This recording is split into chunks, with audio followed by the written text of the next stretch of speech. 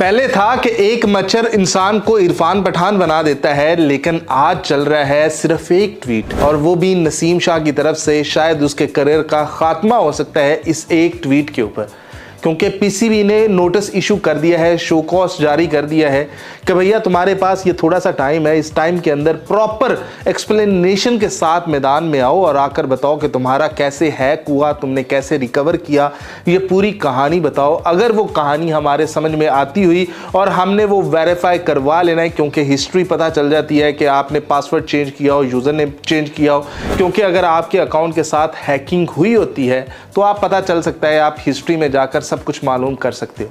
लेकिन अगर नसीम शाह ये ना कर पाए तो शायद उनका करियर यहीं पर ख़त्म हो जाएगा, और हो सकता है कि वो पीएसएल भी खेलते हुए आपको नज़र ना आए। वैसे एक तरफ से ये ठीक भी है और एक तरफ से गलत भी है।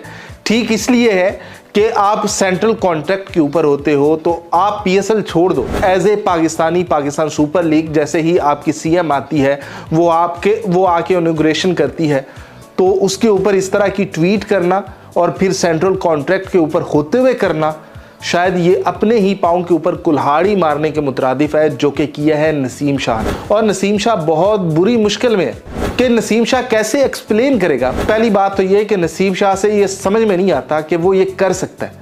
मतलब हुआ होगा हैक तो फिर तो उसे टेंशन लेने की ज़रूरत नहीं है। अगर हैक हुआ होगा तो वो हिस्ट्री में आएगा, पासवर्ड वगैरह वो सब पता चल जाएगा, तो वो ये शो कॉज का जवाब सेकंड्स में दे सकता है, उसे मुकर्रर टाइम की भी ज़रूरत नहीं है। लेकिन अगर ये कहानी जड़ी गई है तो शायद नसीम शाह बहुत बुरी तरह फंस चुके हैं और शायद उनकी कहानी यहीं पर ख़त्म होती हुई नज़र आ जाएगी। मतलब आप एक एग्जाम्पल दिया करोगे कि एक ऐसा भी बॉलर था, एक ऐसा भी बैटर था, एक ऐसा भी प्लेयर था जिसने एक ट्वीट किया था और उसका करियर ख़त्म हो गया था। मतलब ये आप सेंट्रल कॉन्ट्रैक्ट के ऊपर होते हुए ये नहीं कर सकते।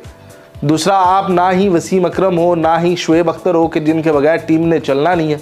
आप भी जैसे हारिस है, शहीन है, वैसे ही आप भी बॉलर हो, उसी पलड़े के बॉलर हो, और फिर इस तरह की हरकत करना।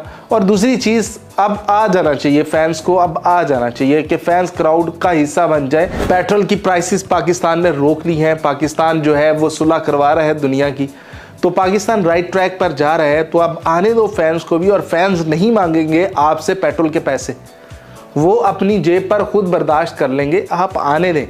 ये सिर्फ फैंस के अगर प्यार के अंदर नसीम शाह ने किया है कि भाई फैंस क्यों नहीं आ रहे, तो इसलिए किया है, तो फिर लगता है कि नसीम शाह के साथ थोड़ी सी ज्यादती ना हो जाए। लेकिन जो भी है, नसीम शाह इस टाइम तो बहुत बुरी मुश्किल में है कि भाई आप फंस चुके हो। जबकि अगर कोई और चेयरमैन होता फिर भी नसीम शाह के लिए कोई ना कोई रास्ता निकलता हुआ नजर आता है, लेकिन अब मोहसिन नकवी है तो कहाँ जाओगे? जहाँ भी जाओगे हमें ही पाओगे। तो एक तरफ है मोहसिन नकवी, दूसरी तरफ है मरियम नवाज, और तीसरी तरफ है आपका ट्वीट। तो ये ट्वीट भाई बहुत महंगा पड़ने वाला है आप